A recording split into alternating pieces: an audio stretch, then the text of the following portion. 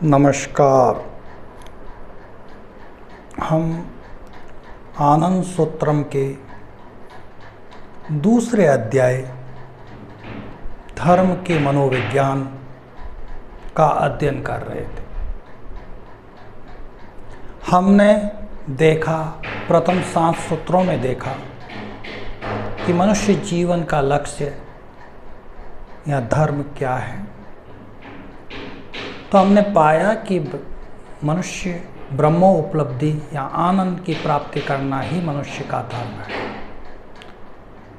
वृद्ध देशना, बृहत्त्व ग्रहण करना मनुष्य का धर्म है। जब मनुष्य का धर्म ब्रह्म उपलब्धि है तो देखना होगा कि ब्रह्म है अथवा नहीं। तो उसे समझाने के लिए आनंद सूत्रम कि दूसरे अध्याय के 8 से लेकर 15वें सूत्र तक आत्मा के बारे में समझाया गया। यद्यपि 15वां सूत्र आत्मा से संबंधित है, फिर भी उसका अध्ययन मन के साथ किया जाता है। अतः 8 से लेकर 14 सूत्र में आत्मा परमात्मा के बारे में जो कुछ भी कहा गया है उसको समझने की कोशिश करते हैं। 8वां सूत्र कहता है कि विषय पुरुषा भाषा जीवात्मा। यहाँ पर जीवात्मा को परिभाषित किया गया है। विषय के साथ जो पुरुष का आभास होता है वह जीवात्मा कहलाता है। दर्शन कहता है कि पारमात्मिक रूप से आत्मा एक ही है, चाहे उसे परमात्मा कहे या जीवात्मा कहे, एक ही है। लेकिन उसका गहन विश्लेषण बताता है कि जड़ सत्ता और मानस सत्ता का जो प्रतिफलन है वह जीवात्मा है तथा प्रतिफलक है वह परमात्मा है। जीवात्मा को दर्शन की भाषा में अणु चैतन्य कहा जाता है, तो परमात्मा को भूमा चैतन्य कहलाता है। तो अणु का समष्टि भूमा है, अणु का समष्टि भूमा है, यानी आत्माओं का जो समष्टि रूप है वह ही परमात्मा है। आगे 9वें सूत्र में कहता है कि आत्मानि सता संस्थिति। आत्मा की ही सत्ता है। सभी जड़ वस्तुओं का अस्तित्व या उसका आधार चित्त है। जब चित्त उसके साथ संयुक्त होता है तभी वस्तु का आभास होता है या आधार है। चित्त का आधार अहम है और अहम का आधार महत है, मैं हूँ।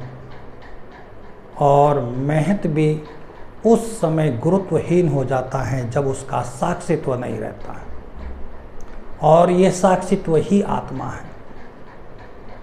अतः सभी वस्तुओं का अस्तित्व या सभी वस्तुओं का होना या नहीं होना आत्मा पर निर्भर है।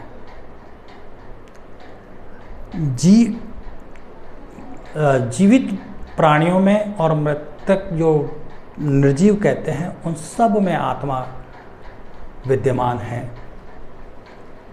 तो ये परमात्मा का ये सुंदर आत्मा, जिसको परमात्मा का ये सुंदर समय किस तरह अपनी व्यवस्था संभालता है, तो ये बात 10वें सूत्र में कही गई है। ओत प्रोत योगाभ्याम संयुक्त पुरुषोत्तम मह।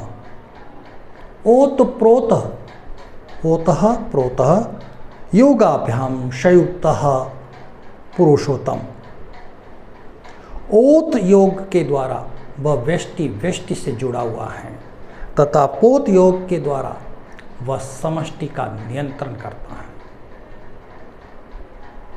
तो सभी का आधार आत्मा है और सभी का नियंत्रण उनके हाथ में है। तो निर्विवाद रूप से हम कह सकते हैं कि परमात्मा है। मैं जानता हूँ कि मैं हूँ का बोध ही मनुष्य में मैं हूँ का बोध प्रमाणित करता है। तो हमने पाया कि परमात्मा भूमा चैतन्य अणु चैतन्य का समष्टि रूप है। तो आगे कहा जाता है कि ये सृष्टि कैसे उत्पन्न हुई, क्या हुई, उनके बारे में आनंद सूत्र में स्पष्ट घोषणा करता है। दूसरे अध्याय के 11वें सूत्र में मांसातीत अनवस्थाम जगद बीजम, जहाँ मन की अनवस्था होती है, जहाँ मन नहीं होता है, जहाँ मन उत्पन्न नहीं हुआ था, उसके अतीत की अवस्था ही जगत का बीज है। इसीलिए सृष्टि कब उत्पन्न हुई, क्यों उत्पन्न हुई, इन प्रश्नों का उत्तर मन नहीं जानता है। ऋग्वेद के नासदीय सूत्र में भी यही कहा गया है कि कोई नहीं जानता कि कब सृष्टि उत्पन्न हुई, कोई बताने वाला नहीं था, क्योंकि जो भी उत्पन्न हुआ सृष्टि के बाद ही हुआ है। तो इन प्रश्नों का ज़्यादा महत्व नहीं है, नहीं इन पर। लेकिन अगर हम जगत को देखें तो एक बात हमारे सामने प्रमाणित होती है कि सभी सृष्ट वस्तुएं सगुण हैं, गुणों से युक्त हैं। अतः हम निर्विवाद रूप से कहते हैं सगुणात सृष्टि उत्पत्ति, सगुण से ही सृष्टि की उत्पत्ति हुई है। यद्यपि निगुण में प्रकृति क्रियाशीला हुई और सत्वगुण, रजगुण और तमोगुण से भूमा मन का निर्माण हुआ, लेकिन सृष्टि की उत्पत्ति सगुण से ही हुई। और हुई कहाँ है? सृष्टि परमात्मा की कल्पना है। इसीलिए कहा गया पुरुष देह जगदाभासम, पुरुष के देह के अंदर ही, परमात्मा के अंदर ही, उनके बाहर कुछ नहीं है। पूरी सृष्टि उसी परमात्मा के भीतर है, उस कल्पनाकार की कल्पना है। बड़ी सुंदर व्यवस्था है, वो कल्पना कर रहे हैं और ये सृष्टि निर्माण हो रही है। तो ऐसे सुंदर व्यवस्था को क्या हम लोग किस दृष्टि से देखेंगे? तो आनंद सूत्रम का 14वां सूत्र कहता है ब्रह्म सत्य जगत भी सत्यपेक्षिकम, सत्य यानी ब्रह्म शाश्वत सत्य है। वो आत्मविज्ञान शब्द के ऊपर टिके हुए हैं, वो अंतिम सत्य है या शाश्वत सत्य है, सदैव रहने वाला सत्य है। और उसकी कल्पना जो जगत है उसको मिथ्या नहीं कहा सकता, क्योंकि वो कल्पना कर रहा है तो भी मिथ्या नहीं है, क्योंकि उसी के अंदर सब कुछ हो रहा है। जो कल्पना को देख रहे हैं हम लोग उसका अंग है, तो भी हम मिथ्या नहीं हैं। तो जगत क्या है? तो आनंद सूत्र में स्पष्ट रूप से कहता है, एक नई घोषणा करता है, एक नूतन घोषणा होती है कि ब्रह्म सत्य जगत भी सत्य, सत्यम आपेक्षिकम। जगत भी सत्य है, आपेक्षिक सत्य है, शाश्वत सत्य नहीं, आपेक्षिक सत्य, जो देश काल और पात्र के 3 मापदंडों पर आधारित है। अतः जगत के बारे में कोई ऋणात्मक धारणा नहीं होनी चाहिए। तो ये आत्मा का विज्ञान, सृष्टि का विज्ञान हमने समझा।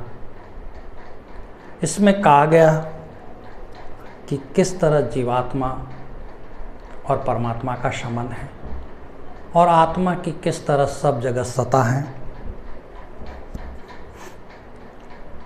और सृष्टि के उत्पत्ति का रहस्य भी बताया, और ओतप्रोत योग द्वारा किस तरह से पूरी सृष्टि का संचालन होता है, और सृष्टि और ब्रह्म के बारे में हमारी धारणाएं क्या होनी चाहिए।